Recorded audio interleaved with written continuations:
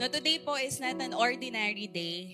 Actually, there's an era, gagamit ako ng Gen Z term, no, there's an era that God wants you to own and slay, no, and reclaim. No, tanong niyo po sa akin kung anong era yon. Ayan, thank you. Sige, lakasan po natin, ano? No, that era that God wants you to slay is your wise era, no? This afternoon, I'm privileged to share to you and challenge you, no, about the Word of God to wise up. Sabihin mo nga sa 5 tao, sige tatayo po tayo. Sabihin mo sa 5 tao, God is making you wise. Amen. That is a prophetic declaration po, no, na let's believe by faith na yan po talaga ang gagawin sa atin ng Panginoon. Ito po ay na-receive ko January pa lang. No? I prayed for a word of God for half a quarter. No? Tayo po ay nagseeking ng January. And this is a challenge also to remind everyone na pwede rin po tayong mag-mid-year seeking. No? Since it's May, no, and we're approaching June, no, I encourage you kahit by your own personal na planning, no, sa ating mga coaches or sa ating mga mentors na mag-stop pa rin tayo at mag-pause tayo to fast in the middle of the year. Para po, na-observe ko nga kasi, no, yung pag third quarter na, parang ang daming Krisyano gumagapang. No, parang gumagapang sila sa problema, lost sila sa walk nila, and then aantayin na lang nila ulit yung bagong January, no, para dun sila magpa-fasting at mag-ask kay Lord. Why not? Putulin natin yung ganung cycle and sequence. 'Di ba? Na middle ng taon, nagtatanong din tayo kay Lord. Actually, regularly. Pero yung intentional na nagtatanong tayo sa ating Panginoon. So, etong word po na ito ay, again, no, I've been studying and nawawa ko, meron akong 2 o 3 bagay na i-highlight, but I will walk you through para maintindihan natin. And personally, narinig ko na siya way back, pero I've never loved Proverbs and seen Proverbs the same way nung ako po ay in-enlighten ng Panginoon, nung binigyan niya ako ng understanding. Now, maybe you're asking, nasan po ang ating pastora? Currently, no, Life Giver Teresa is celebrating their anniversary. Palakpakan natin si Lord. So, nandun po ang ating pastora as Life Giver President, no, encouraging and empowering that church. Pero, alam ko na meron din gagawin dito sa atin ng Panginoon. Meron lang akong quick check. Okay lang ba? So, tataas ka ng kamay if it's a yes. No, tapos hindi ka lang magtataas ng kamay if it's a no. And then sa mga online, no, itatype nyo lang yes or no para kasama din kayo. Konting question lang to. So mag-flash tayo ng picture. First picture natin, alarm clock. Mousetrap po yan. Alarm clock. Alright. So, sino dito today nag-decide ka na gumising sa first alarm? Wow. Habit na to talaga. Grabe. Gumising ka, yung first na talagang yung ginising ka ni Lord, di ka na natulog ulit. Patingin. Sige, huwag kayong mahiya. Ayan, sa inyo po ako magpapagising kasi nagpapatay ako ng alarm. Ayan. No, second, no, na question ko is, sino sa inyo simula nung nag-habit tayo, no, nag-habit-habits tayo, is nagsimula ka ng magbasa ng libro aside from the Bible? Sige, taas kamay. Okay, 1, 2, 3, 4, 5. Parang sa isang row, mga 3, 2. Okay, parang sa mata ko, 20. At least, no? 1/5 ng ating simbahan ay nagbabasa na ng libro. Praise God! Palamakan natin si Lord. Diba? So, yan po ay isang desisyon na ginawa din ng marami sa inyo. Either ikaw ay nagbabasa lang ng 1 page or 1 chapter a day, it's a good start. Sino naman dito? Ayan, gusto ko malaman. Ang nagsimula ng mag-exercise ulit. Wow! Wow!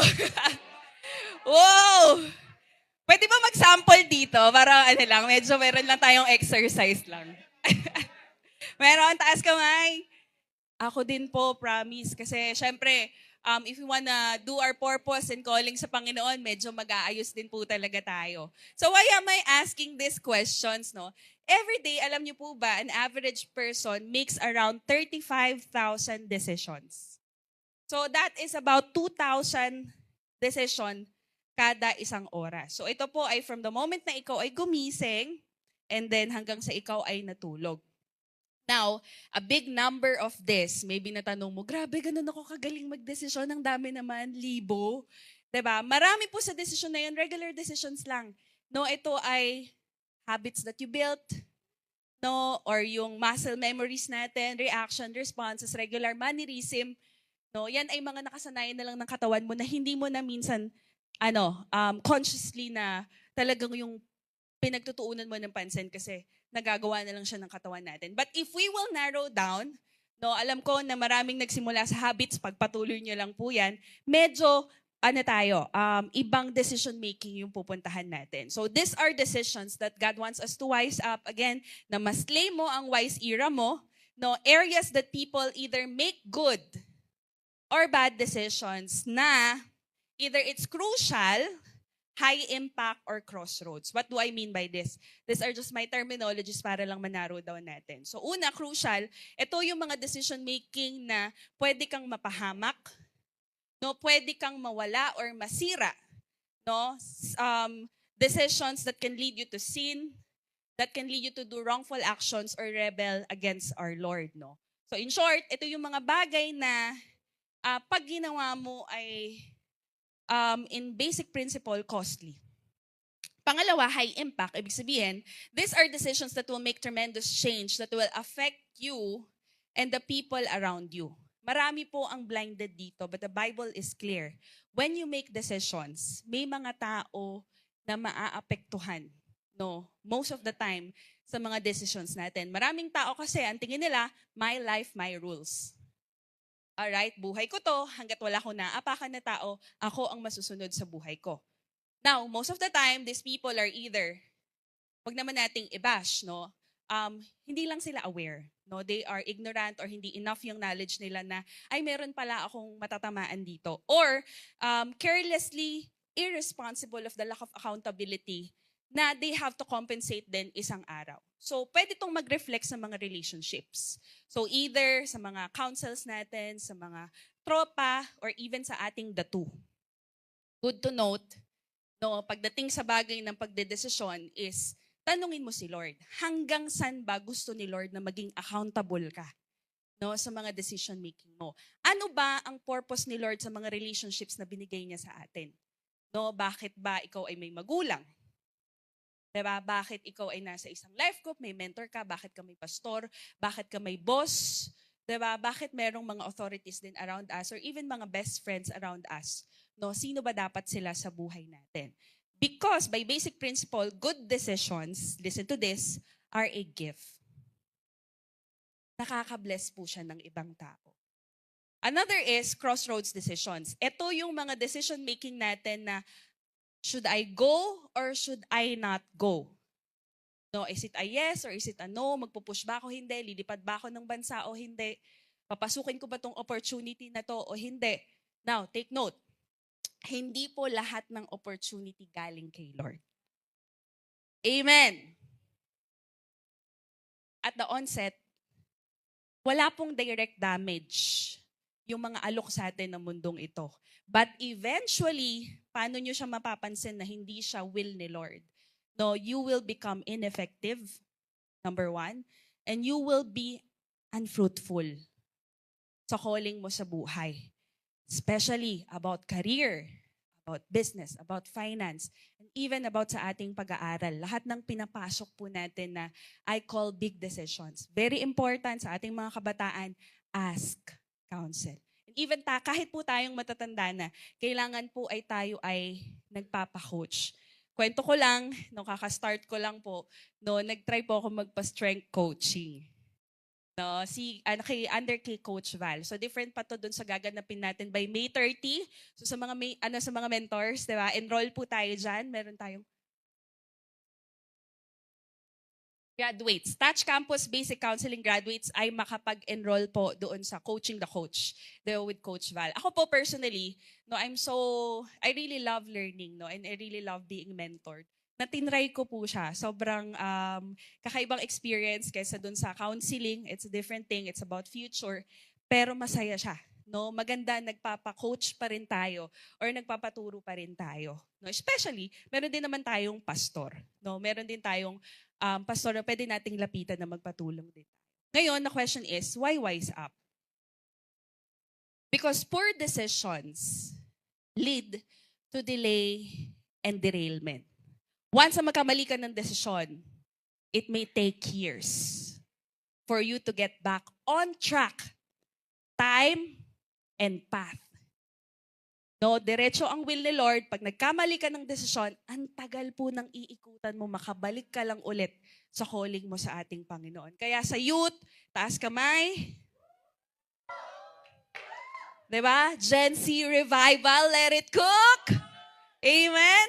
Your time is now. So gusto kong encourage po lahat ng kabataan, dumaan kami dyan. No, give your life to the Lord because time is short. Diba? Write stories for your generations. Create mighty exploits for the Lord. And taas naman ang kamay ng mga young at heart. Woo!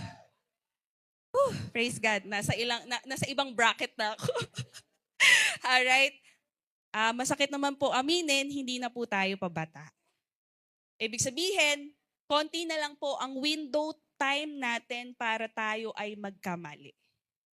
Costly na po magkamali. So this word ay para saan? No, para to sa mga taong una ay may pinaplano ka ngayon na gusto ni Lord maging tama at maging aligned sa gusto niya. Pangalawa, para to sa mga taong nakapasok sa isang maling desisyon. Alam mo siya eh. There's something wrong. And mamaya baka mas ma-aware ka na, oh my gosh, this is a wrong decision. No, na gusto ni Lord, i-rescue ka. Na gusto ni Lord na matama mo siya. Okay? And pangatlo, sa mga tao na gagawa pa lang ng maraming desisyon sa taon na to and in the coming years, na gusto ni Lord ay ikaw ay with high honors. Diba? Dumadami ang listahan natin sa langit ng mga tamang desisyon. Now, do not be confused. In this world, ang definition ng mga tao sa decision making is usually magulo. Tama? Nakakalito, hindi ko makita kung saan talaga ako patungo. But to be honest, you only have two choices. Dalawa lang po. Sa kada sitwasyon, marami ang option, pero isa lang ang tama. Isa lang po ang tama. Choices are either between right or wrong, no, good or evil, wise or foolish. Balik tayo sa Garden of Eden. Actually, yung ganda ng setup nun, iba sa mundo. Ang setup doon, everything was right, and there's only one wrong. Do not eat, no, from the fruit of the knowledge of good and evil. But, no, yun na nga. No, in abundance of right choices, nagkamali sila. One rule, but they made one wrong choice dahil po sa buyo ng demonyo. But from there, makikita natin na lahat ng choices also leads to two destinations only. Kung right or wrong lang siya, wise or foolish decision lang siya, dalawa lang din ang destination mo. Either life or death. Huwag na po nating palabuin. Dalawa lang. Life meaning, pag tama ang desisyon mo, you will be successful. Proverbs to, isa-summarize ko na lang, napakahaba po niya, no? But you can read it after, yun po yung challenge ko. You will have success, you will be blessed, you will have peace, you will be protected, you will have safety, you will experience joy, honor, good reputation. Marka yan, makikita mo, naku, tama, decision ko. And so, ang ganda, tama. Death, no, on the other hand, baliktad. Pag mali po ang desisyon na ginawa natin sa buhay, listen to this, you will experience pain, chaos, consequences, turmoil, confusion. Hindi ka mapakali, alam mo yun, parang wala kang saya. You're full of shame. You're endangered. No, nakakaranas ka ng kahirapan. Death. Dalawa lang po. Proverbs 14:12, sabi po doon, no, there is a way that appears to be right, but in the end, basahin po natin, it leads to death. So ano yung kailangan natin para malaman ng tama sa mali? Doon po papasok ang Proverbs. We need wisdom. Sabi mo nga, wisdom. Now, ang ganda. Solomon and other writers in the book of Proverbs, dati po hindi ko siya naiintindihan, but I tell you, basahin niyo yung Pinoy version, nakakaano siya, yung parang nakakasampal. Simula kayo sa Proverbs 10, basahin niyo pag ano. Pero okay lang, simulan yung Proverbs 1. Sa 10 kasi mga ano na siya eh, wala na masyadong explanation, dire-diretso na siya. Magugulat kayo, sasampalin kayo talaga ng Proverbs eh, kasi nakakagising siya. No, what's amazing about Proverbs, no, creatively illustrated in this na wisdom is a woman calling. Different po siya sa knowledge and understanding. Explain ko po. Ang knowledge, information. Facts. Yun lang ang knowledge. Understanding is a mental grasp. Ito po yung aha moment, yung parang, alam, gets ko na. You understood the reason behind. No, yung explanation behind, nagkaroon ka ng comprehension. But wisdom, according to Nelson Bible Dictionary, no, manifests itself, alam mo siyang wisdom, in correct judgment and decision-making into the best course of action. In short, applied knowledge and understanding. So, hindi sapat na alam mo at naintindihan mo lang. Wise ka na tao kapag alam mo, naintindihan mo, pero ginawa mo din yung tama. Klaro po. Ang ganda ng Bible. Klaro lang siya. Very ano lang siya. No, clear. So basahin ko, paano ba tinatawag tayo ni wisdom, no? Proverbs 8, 1-6, flash po natin. Sabi doon, listen. Wisdom is calling out. Reason is making herself heard. On the hilltops near the road and at the crossroad she stands. At the entrance to the city beside the gate she calls. Dito kayo magugulat. Tumatawag si wisdom. Sabi niya, I appeal to all of you. I call to everyone on earth. Ayoko muna basahin yung susunod. Medyo masakit. Hanggang doon muna ako. Wait lang. Hanggang doon muna tayo. No, so dito makikita natin na si wisdom presents herself as available. Anong sabi sa verse? Nasa hilltops, nasa bundok, nasa kalsada, nasa city gate. Anong ibig sabihin po? Hindi nagtatago si wisdom. Wisdom is not hidden para i-describe natin na, Coach, naguguluhan ako, hindi ko alam ano talaga, siya na ba? Diba? Siya na ba talaga? Diba? Papasukin ko na ba talaga to? Ito na ba ang opportunity? Ang ganda ng opportunity. Pasukin ko na. Hindi po. Wisdom is making herself heard. Gusto niya po makita. Gusto niya po marinig. Gusto niya mapansin. Hello? Nagpapapansin si wisdom. Bakit? Ito po ang kanyang broken statement in Proverbs 1:20-25. Jump ako sa verse 22. Foolish people, babaan ko na lang ang tono. How long do you want to be foolish?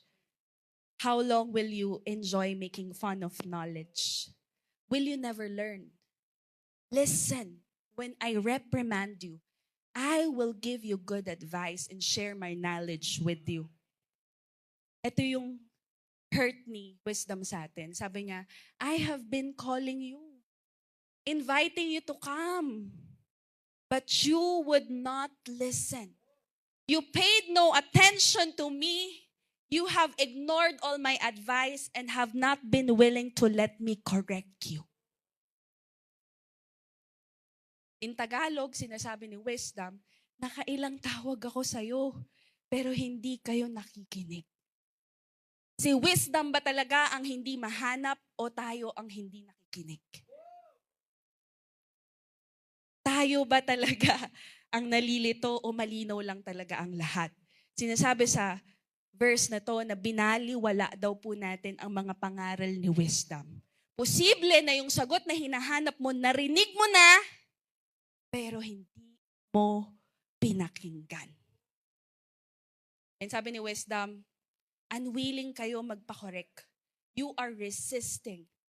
No, you are rejecting. Ito yung picture natin. No, nakatakip yung tenga natin. That's our picture. Kasama po ko dyan. No? Lahat po tayo dito walang exempted. Nire-rebuke tayo ng wisdom. Ganyan po tayo kay wisdom. nakatakip ang ating tenga. Question. Ang wisdom po ba ay magagamit mo? Ang warning ni wisdom magagamit mo kapag nasilat ka na? Yes or no? Magagamit mo pa ba ang warning pag nasilat ka na? Pag nagkamali ka na? Ang warning po, ang schedule niyan, bago ka magdesisyon. Wala nang effect yung warning kung nagdesisyon ka na. Consequence na ang meron nun. Kaya napakahalaga na decision making natin ay hinahanap natin ng wisdom ni Lord. Kaya nga sabi ni wisdom in Proverbs 26-28 in Pinoy version, sabi niya, kaya pag may nangyaring masama sa inyo, tatawanan ko lang kayo. Pag may kaguluhang dumating sa buhay nyo, aasarin ko lang kayo. Pag dumating ang gulo na parang bagyo, ang mga problema nyo na parang ipo-ipo, at pag nagkanda, hirap-hirap na ang buhay nyo, tapos tatawagin nyo ako, di ako sasagot. Hahanapin nyo akong mabuti, pero hindi nyo ako makikita. Kasi ginagamit ang wisdom, bago eh. Bago ka magdesisyon. Hindi mo na siya, wala na siyang effect. Repentance na yun yung gagawin natin. Diba? Repentance na kailangan mo, tapos you have to make things right. Pero, mas effective sana siya kung we're preventing bad decisions. Right? Ngayon, hindi niya lang tayo tinatawag para makinig. Actually, in Proverbs 8:4-5, tinatawag niya din tayo mag-mature. Sabi mo sa katabi mo, mature. This is an encouragement you are no longer your old self. You are no longer your old self. Iba ka na po ngayon. Ang gusto ng ating Panginoon, you leave behind the childish ways. Oras na para maging mature. Maturity is not about age. Ilang taon lang po ako? 30. Yung ibang mga mentors natin, ilang taon lang po. Although, syempre, meron tayong mga elders. Wise by experiences din yan. No? Maganda rin magtanong. Pero, hindi mo pwedeng ilabas yung sarili mo dahil sasabihin mo sa akin na, Coach, bata lang po ako. Hindi. Pwede kang maging wise kahit bata ka pa. Ang good thing about sa ginawa ni Jesus sa atin, saving us, eto po, may pagkakataon tayong maging matalino. Wala naman po talagang matalino sa atin eh. I'm a failure. I'm a sinner. Lahat po tayo nagkasala. Kung hindi po sa ginawa ni Jesus sa atin, wala po tayo. We are foolish. But because of Jesus, imagine, pwede kang magkaroon ng halaga sa mundo. Pwede kang magkaroon ng depth of character. Pwede yung sinasabi mo, ginto sa iba because you're considered as a counsel already. Now, kung meron po tayong ipagyayabang na tamang desisyon, encourage ko kayo. Alam niyo po kung ano? Is when you chose Jesus. Sa inyo, matalino ka. Andito ka kasi pinili mo si Jesus. Amen. That's the one right thing decision na ginawa natin. Ang gusto ni Lord, sinimulan mo na, ituloy po natin. Palakpakan po natin si Lord. And si wisdom, hindi niya lang tayo tinatawag na para makinig at para mag-mature. Actually, in verse 17 in chapter 8 of Proverbs, sinasabi doon, love wisdom. I love those who love me. Whoever looks for me can find me. Sa una, mahirap kasi hindi ka sanay. Pero pag minahal mo ang wisdom, magiging in tune ka with the Holy Spirit. Magiging in tune ka with the Word of God. Magiging in tune ka sa vision ni Lord, sa purpose ng ating Panginoon. Magiging madali na po siya. Baka nga pati lutong ulam nyo sa bahay, tinatanong mo na kay Lord eh. Di ba? Umabot ka na sa ganung point eh. Di ba, Lord, kami ba ay magkakaldereta o sinigang? Di ba, lahat yung tinanong mo na kay Lord eh. Sobrang minahal mo si wisdom eh. Hindi pwedeng hindi siya kasama. But I'm just saying is, mahalin natin si wisdom. Why? Di ba, in Proverbs 8, if-flash ko lang po mabibilis, and then isulat po natin. Writing po, sabi po ng mga psychologists that are into training and development, mas nakukuha po ng tao ang knowledge kapag po nagsusulat. Nagtitake notes. Sige po, mag-take notes po tayo. No, ako ay makikinig sa mga experts din. Nagne-take notes din po ang mga coaches. No? Ngayon, bakit mo mamahalin si wisdom? Mabilis lang. Una, wisdom is truth. No? Nakalagay dyan. Wisdom is truth.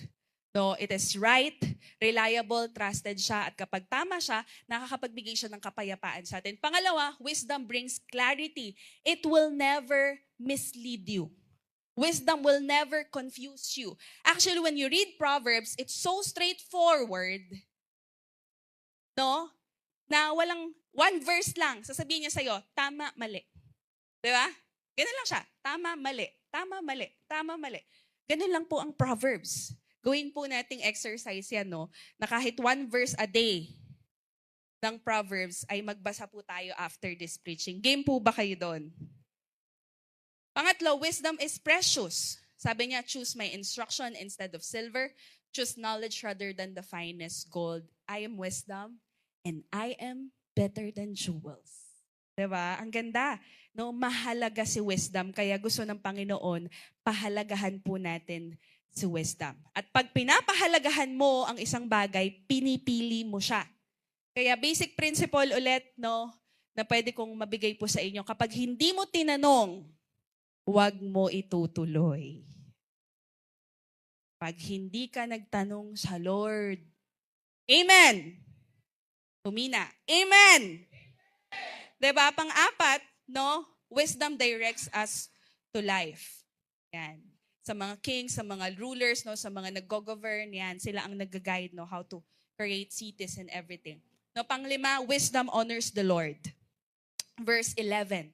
Bakit mo mamahalin din sa wisdom? No, is because Christ is the wisdom of God. No, wala na po yan, inad ko na lang po. Christ is the wisdom of God. So good news, may wisdom. No, may paraan para makagawa tayo ng tamang desisyon. May bad news po ako. And then I'm almost through, no? Patapos na din tayo later on. No, folly is also calling. Dalawa po ang tumatawag din sa'yo. In Proverbs 9, sabi doon, in verse 13 onwards, folly is an unruly woman, meaning siya ay disorder, disruptive, not amenable to discipline or control. Kanina, simple woman wise woman si wisdom. Ito, compared siya sa isang prostitute na rebellious, no, disobedient, undisciplined, troublemaker, at stubborn. Wild daw po si folly. No, now si folly, tumatawag din siya, verse 15, sabi doon, no, calling out to those who pass by, who go straight on their way. Wina-welcome niya, sabi niya, let all who are simple come to my house. To those who have no sense. So, medyo bastos din si folly. No? Sa lahat ng walang sense dyan, sige, pasok sa bahay ko. Pero hindi nila alam in verse 18, little do they know that the dead are there. That her guests are deep in the realm of the dead. Ano po ang ginagawa ni folly sa atin? Pag binasa niyo yung Proverbs, even the Bible, meron pong concept na ginagawa si folly. She sets up snares. Snares symbolizes trap or danger. Sa panahon natin ngayon is parang mousetrap. Diba? Pwede nating i-flash po para ma-imagine nila. And I want you to listen to this. This is really from my heart kasi I'm really praying na may mga i-rescue si Lord. Mousetrap. Ano po ang characteristic, no? Ganito na lang para ma-visualize natin yun. Pero yung vision ng snare nung araw is panghuli ng bird, ng mga animals din talaga. Pero ngayon kasi ito na lang mga tinatrap natin sa bahay. No? So, by concept, ang isang trap, anong characteristic niya? Una is sineset siya in a favorable location. Ano yan? Pinlano. Kinunsil siya, covered. Okay? Para hindi mo mapansin na trap siya. Pangalawa, may nilalagay silang pagkain sa trap para mag-attract ng attention. Like a prostitute si folly, ibig sabihin sa Proverbs, dinidefine siya na nagseseduce. nag-i-entice, naglulure si folly. Ngayon, ang snare or ang trap ay parang ganun din. Meron siyang nakalagay sa loob, no? Na nagbabribe sa tao for good feeding. Ano ibig sabihin nun? Sinasabi ni snare or ng trap is better dito. Mas okay ka dito. Kunin mo to. Kasi mas magiging okay ka dito. Ngayon, by characteristic, hindi mo masosuspect na may danger. Kaya nga trap eh. Kung obvious siya, syempre hindi ka magpapatrap. Diba? Pero hindi siya obvious.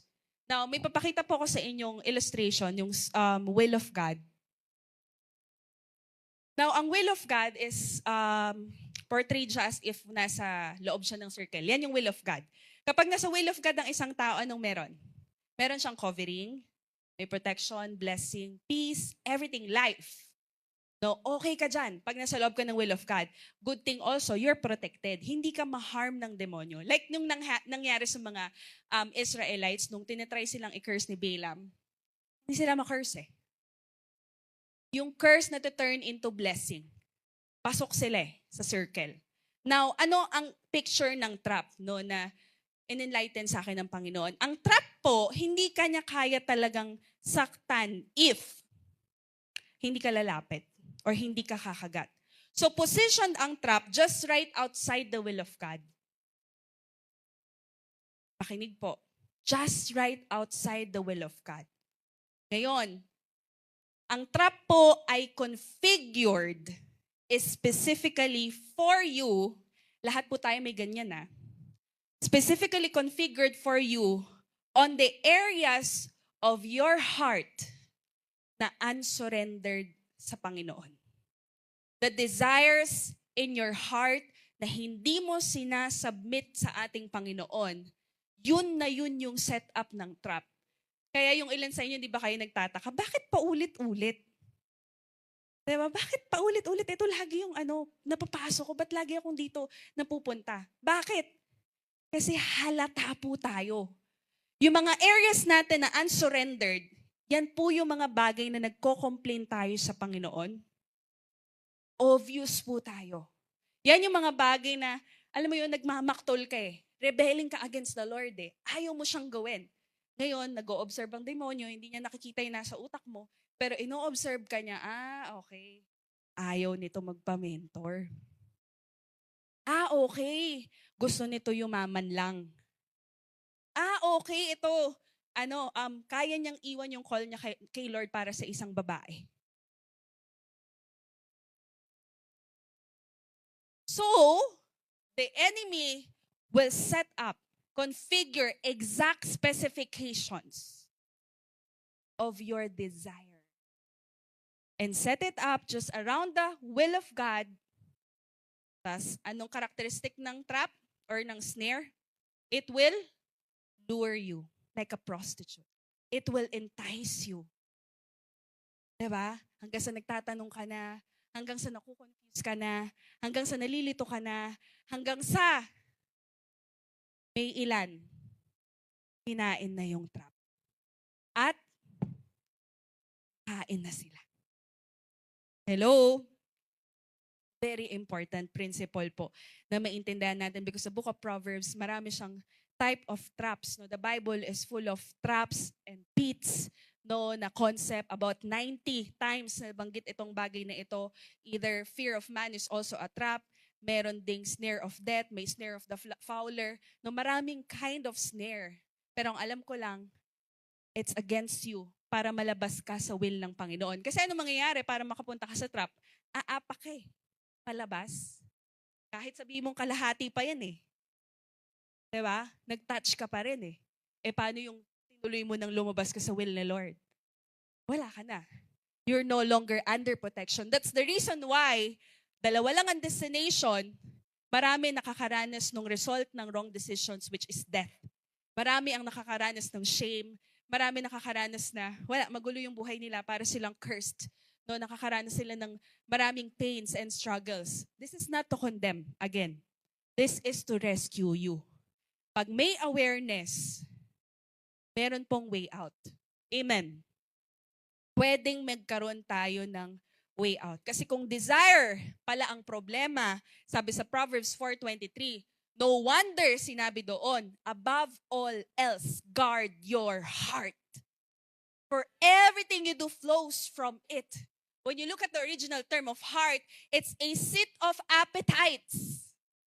It's a seat of emotions and passions. Na sinasabi ng Proverbs 1:10b, do not give in. Na sinasabi sa Proverbs 7:24-27, no, now then, my sons, listen to me. Pay attention to what I say. Do not let your heart turn to her ways. Talking about the prostitute woman. Talking about folly. Do not stray into her paths. Huwag kang sumama sa trap. Hello? Huwag kang sumama. It's a trap. Nung time nila Balaam, hindi sila ma-curse. Anong ginawa? Nagpadala ng mga babae. When they intermarried, they had relationship with this woman na hindi nila kalahi, doon sila bumagsak. Sayang. Protected na sana. Pero, nag-compromise. Nawala sa will ng Panginoon. Ngayon, self-check tayo. No, meron akong table na info-flash po. No, check natin alin yung kailangan nating i-improve. Again, we're matetes. We're students of the Lord. Lahat po tayo dito, wala pa pong perfect kahit ako po, na hindi pa ako perfect. So, tignan natin, ano yung top traits ng isang wise and top traits ng isang fool para makita natin, wait, ito yung mahina ako. Aamin ako sa mentor ko mamaya, Coach, mahina ako dito, patulong po ako. Or lapit mo siya kay Lord na, alam mo yun, parang, Lord, medyo hirap talaga ako magpadisiplina. Lapit ka kay Pastor Poy. Diba, Pastor, ano po ko, napaka-reckless ko pala talaga sa decision making. Diba? So, ano bang traits? No? Daanan lang natin. So, ang isang wise na tao ay isang listener. No? I can give you a copy of this message nyo lang po ako.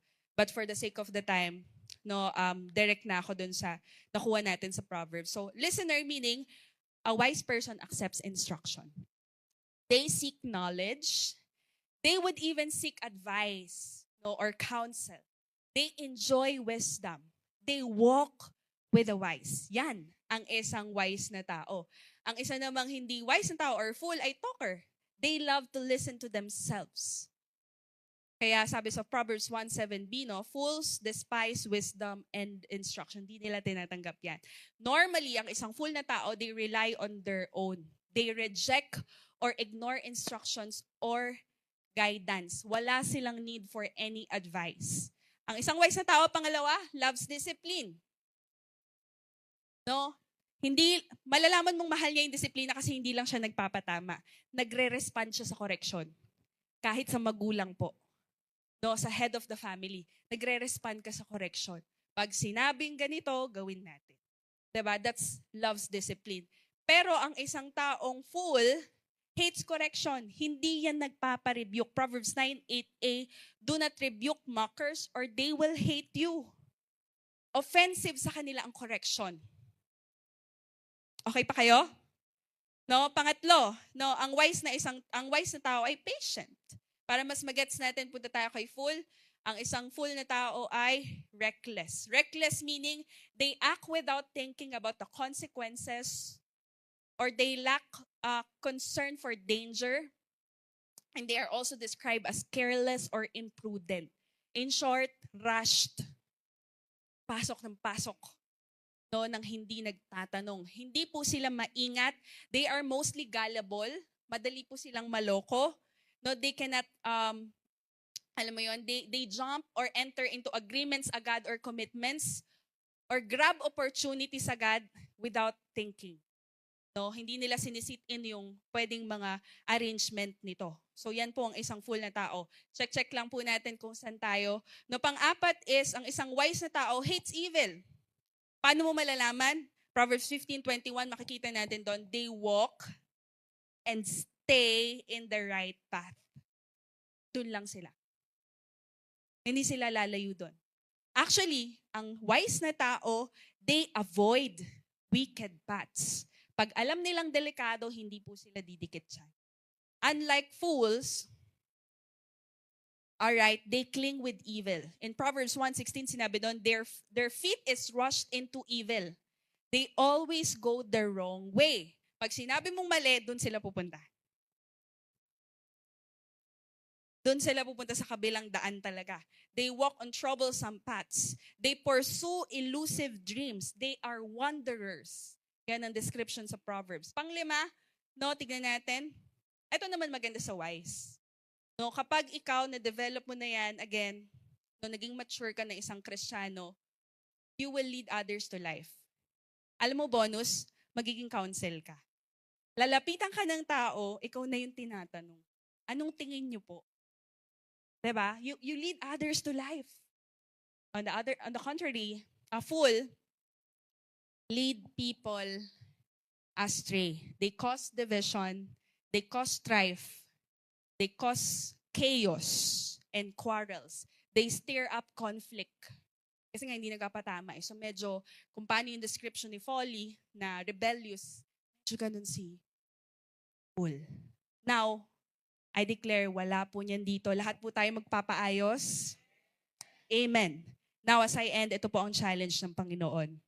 Una is that you respond to wisdom's call. So kung tumatawag pala si wisdom, available pala si wisdom, makinig po tayo. Listen. Listen to wisdom. Seek wisdom and love wisdom, kasi available po siya. Of course, huwag na tayo lumayo, through the word of the Lord. Nandyan na po lahat. Pangalawa, na challenge ng ating Panginoon is this: kung may mali kang nagawang desisyon, itama mo. Kung may napasok po tayo na mali, umalis ka dyan. Bitawan mo. Again, na-present ko na enough kung paano ka pwedeng mapahamak at napapahamak. Pero kung alam mo ng mali, nangungusap sa'yo si Holy Spirit, correct it already. Again, you made the right decision choosing Jesus. So, kaya mo to. Sabi mo sa sarili mo, kaya ko to. Kaya ko to. Kaya ko to. Ang dami na nating iniwan para kay Lord. Kaya mo yan. Wala kang hindi kaya. And pangatlo, no, is the challenge of God for us. Let God lead you. Proverbs 3:5-7 in Pinoy version. And I'll invite na din po ang worship team. Sabi doon, magtiwala ka kay Lord ng buong puso at huwag kang umasa sa sarili mong talino. Sa lahat ng gagawin mo, hayaan mong siya ang mag-lead sa'yo at ituturo niya sa'yo ang dapat mong gawin. Huwag mong isipin na marami ka ng alam. Sundin mo si Lord at lumayo ka sa masama.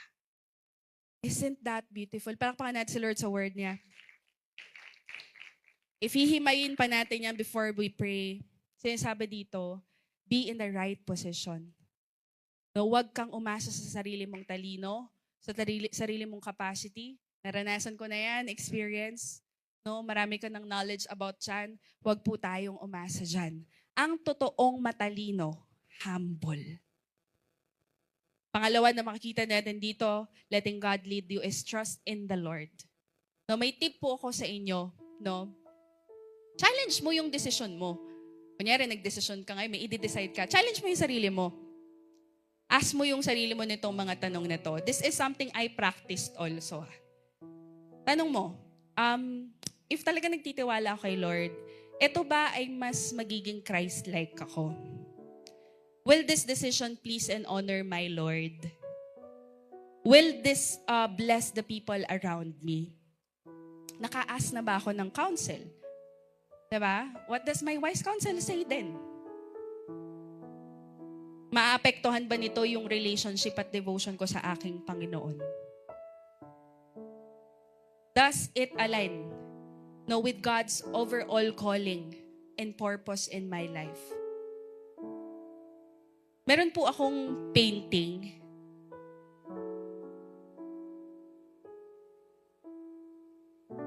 I saw a vision na may isang bata na meron siyang binubuong puzzle eh. Tapos, nakatingin lang si Lord, kalmado. Tapos nagbubuo siya ng puzzle. Hindi niya mabuo pa.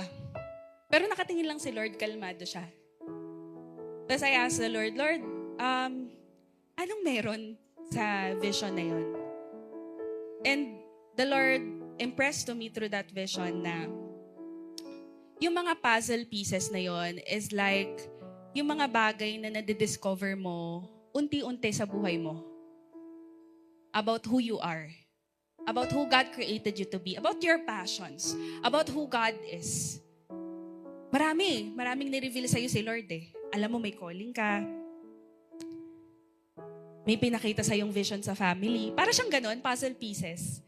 Na tinatry mo i-connect eh. Parang, paano ba to? And marami po sa atin, feeling ko katulad nung bata na yon na baka nararamdaman mo na you are lost. Kasi hindi mo ma-figure out. But you know what? Ang na-highlight sa akin, kalmado si Lord. And the Lord impressed to me na hindi mo kailangan malaman lahat. Hindi mo kailangan at hindi mo din maaabot yung point na maintindihan mo lahat. Why everything is like it. Bakit yun yung mga nangyari? Bakit yun yung mga taong dumating sa buhay mo? Even the bad and the good things na nangyari. Gusto ni Lord, appreciate mo yung moment na may nadidiscover ka na galing sa Kanya. And gusto niya magtiwala ka. Na isa-isa, malalagay mo din yun sa tama. We have all these puzzle pieces na si Lord lang nakakakita kung saan mo dapat ilagay. And malalaman mo lang siya kapag nag-seek ka sa ating Panginoon. So I want to encourage everyone, tatayo po tayo. Our normal seeking pattern is, Lord, ito po yung plano ko. Meron na yung budget, diba? Meron na yung itinerary. Actually, ito din yung motive niyan eh. Meron na din. Lord, pa-approve. Okay lang ba? Pa-approve ako. That's our normal seeking pattern. But you know what? Ang tama pong seeking pattern, pag sinabi nating let God lead you, ay yung sinasabi mismo sa verse na hayaan mo siya ang mag-lead sa'yo. Ituturo niya sa'yo ang dapat mong gawin. Huwag mong isipin marami ka nang alam. Ang sinasabi sa verse, basta sundin mo si Lord. Layo ka sa masama. The right seeking pattern is dropping everything. Lapit ka kay Lord, pipray ka, mag-fasting ka. Mid-year gawin natin. Drop everything at the feet of Jesus. Tapos pwede ba lumapit tayo kay Lord na hindi pengi noon lang? Hingi lang tayo ng hingi. Pero lalapit ka. Totoo to ha. Hindi to yung gusto ko lang siyang banggitin ulit. Pero totoo to na, pwede ba lumapit tayo kay Lord, tinrato natin siyang relationship. Na Lord, I'm here for you. I'm here for you. Really, seryoso. I'm here for you. I love you. Drop ko muna to, set aside ko to. And I'm here in your presence para sa'yo. And then you start asking God, Lord, what do you want to say? Let's close our eyes and let's just worship this.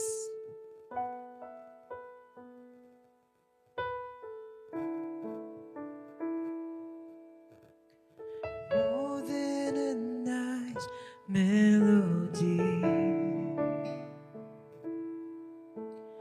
more than the sweetest of words. This is the love I have found, and in this love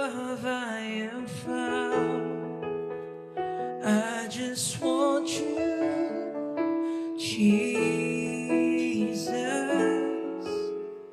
I just want you, my Lord. I just want you, Jesus. I just want you.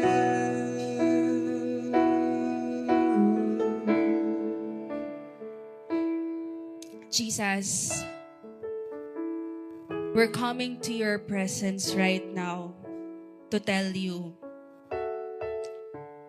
ikaw ang tamang desisyon na ginawa ko sa buhay ko.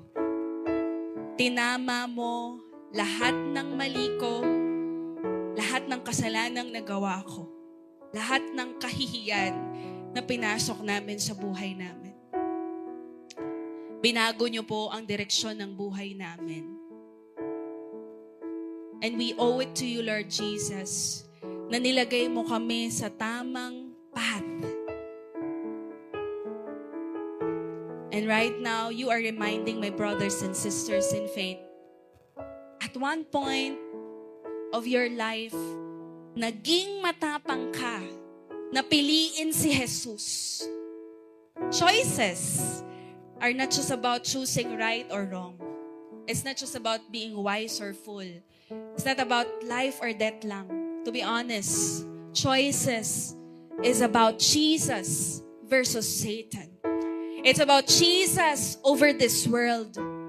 And ngayon, ini-invite ka ng ating Panginoon.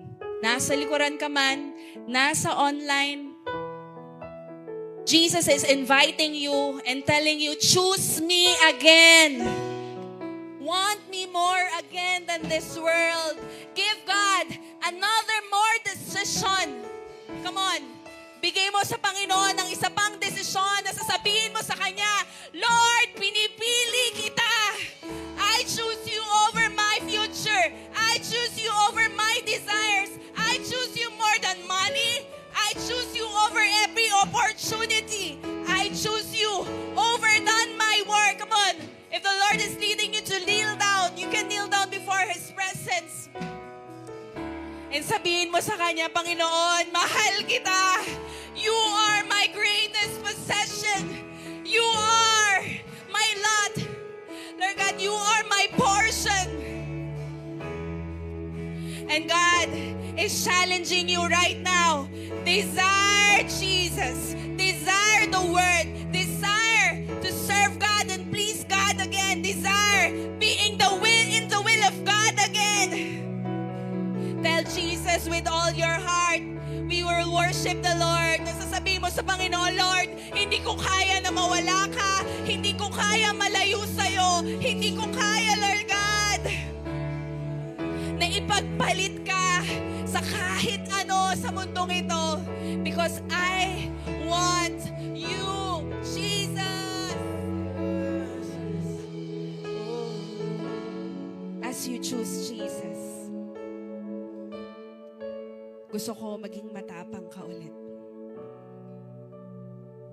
Matapang kang manalangin at sabihin sa ating Panginoon, Lord, pinapatay ko ngayon lahat ng desires of the flesh, roaring and raging, Lord God, inside me, Panginoon.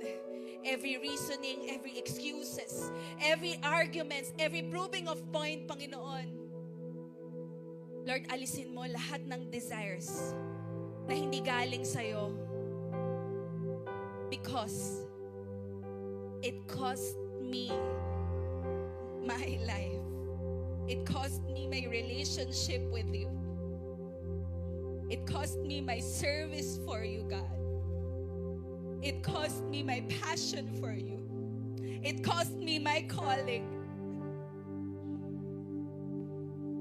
It cost me to hurt the very one who loved me.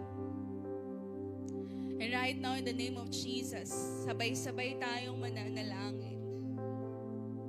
Lord, I am surrendering every part of my heart, Every part of my life, Panginoon, na hindi ko binibigay sa'yo. Come on, the Lord is challenging you right now. Bitawan mo yan. Every trap that you have let yourself into, every wrong decisions na napasok mo, every wrong relationships, every wrong opportunities, every wrong things, right now is your revival moment. Right now is your break-free moment na gusto ng Panginoon. Lumaya ka sa snare, lumaya ka sa trap ng demonyo. And if you are sincere and you are crying out for God to rescue you, I want you to renounce. I want you to repent before the Lord. Lord, I renounce pride. In Jesus' name, I renounce self-reliance. In the name of Jesus, I renounce the human wisdom, Lord God, in the name of Jesus. Lord, nagre-repent ako sa hindi pakikinig sa'yo, sa hindi pagbabasa ng salita mo. I repent from not listening every counsel, every warning na pinadala mo para sa akin. Lord, nagre-repent ako for rejecting your guidance. I am repenting, God, for rejecting every correction na pinadala mo sa akin. Hindi totoong, hindi ka kinausap ng ating Panginoon.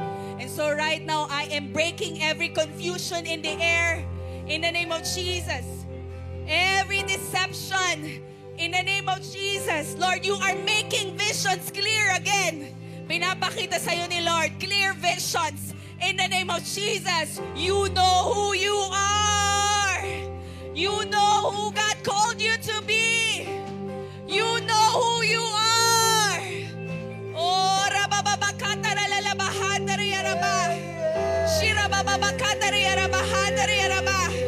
I break every snare of the enemy in the name of Jesus.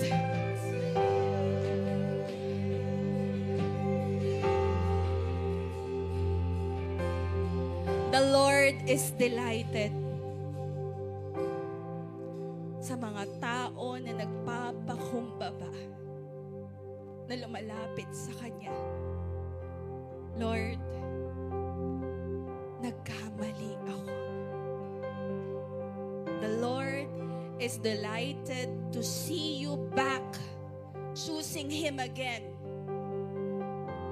letting go of this world, letting go of every acts of the flesh. The Lord is delighted sa'yo bilang Kanyang anak. Malaki ang tiwala niya sa'yo. Malaki ang tiwala niya. Kaya mo to. Tapangan mo.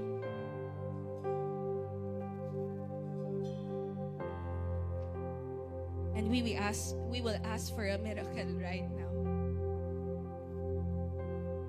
Lord, ibalik mo kami sa will mo. In Jesus' name. Lord, ibalik mo ako. Online, the Lord is encountering you there. Kahit nasaan ka man ngayon sa Pilipinas or sa ibang bansa, balik. Balik sa will ni Lord. Balik. Balik sa tamang daan. Balik sa tamang path. Oh, thank you, Lord. And Lord, right now I speak na binibigyan mo kami lahat ng ability to discern. Come on, receive it by faith. In the name of Jesus. Like Solomon, Lord, humihingi kami ng discernment and you are releasing it in the name of Jesus. Discernment to know what is right and wrong. Jesus' name. You will no longer be deceived by this world. And Lord, right now, I speak you release wisdom from heaven in the name of Jesus. Come on, receive it. Oh, Lord, wisdom to do what is right, to do what is honoring, to do what is pleasing to you, God.